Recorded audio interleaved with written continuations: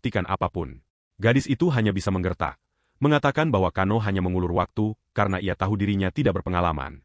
Tepat pada saat itu, amarah Xiong yang tersulut membuatnya kehilangan kendali. Ia meraih tangan Kano dan melemparkannya ke atas tempat tidur. Kini dalam posisi dominan, Kano bertanya dengan nada menantang, apakah Xiong masih ingin melihat apakah ia seorang anak-anak atau bukan. Xiong, yang tak mau kalah, membalas bahwa hal itu tidak akan membuatnya takut. Ia menambahkan, jika Kano tidak suka dipanggil anak-anak, maka ia harus membuktikannya. Sebuah tantangan yang berbahaya. Pada saat itu, Kano berpikir keras. Ia tidak melihat jalan keluar lain dari situasi ini, selain melanjutkan apa yang sudah dimulai. Dan akhirnya, ia menciumnya. Di tengah ciuman yang memanas itu, Xiong nyaris tidak percaya bahwa ciuman pertamanya ternyata adalah sebuah French kiss. Setelah melepaskan diri, Kano memperingatkan Xiong untuk tidak mengujinya lagi. Jelas, ia sangat puas dengan hasil pembuktiannya. Kano juga memperhatikan ekspresi Xiong yang terpaku dan memutuskan untuk melanjutkan permainan psikologisnya. Ia menggodanya, mengatakan bahwa untuk sebuah ciuman pertama, rasanya agak mengecewakan. Ia berharap lebih dari seorang Mapo Grizzly yang legendaris. Xiong langsung membalas, mengatakan bahwa ciuman seperti itu bahkan bisa dilakukan oleh anak kecil, dan menuduh Kano pasti sudah banyak berlatih dengan menonton film dewasa.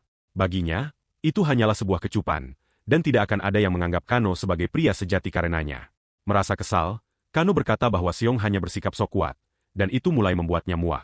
Ia menambahkan, seharusnya Xiong berterima kasih padanya. Karena kalau bukan karenanya, Xiong mungkin tidak akan pernah mencium siapapun, mengingat tidak ada pria yang tertarik pada wanita kasar dan agresif sepertinya. Mendengar itu, Xiong tertawa dan berkata bahwa hal itu mustahil, karena ia bisa melihat dengan jelas reaksi tubuh Kano. Kano, tak mau kalah, menjawab bahwa itu hanyalah reaksi fisiologis biasa.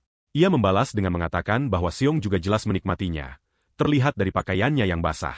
Ia terus menggodanya, menyuruh Xiong untuk bersiap mengganti spray, karena seseorang telah mengompol saat ciuman pertama mereka.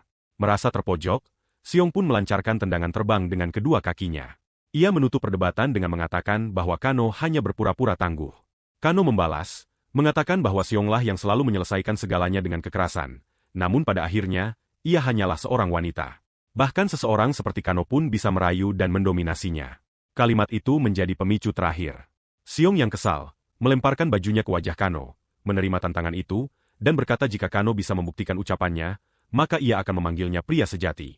Maka, keduanya kembali bergulat. Namun, pertengkaran itu dengan cepat berubah menjadi sesuatu yang lain, menyadari bahwa situasi mungkin sudah di luar kendali. Di tengah pergulatan itu, Kano tiba-tiba menyadari betapa imutnya wajah Xiong saat marah. Dan ia pun membiarkan semuanya terjadi. Setelah saling jual beli serangan, mereka berdua akhirnya larut dalam kemesraan. 2 kali. Xiong nyaris mengakui bahwa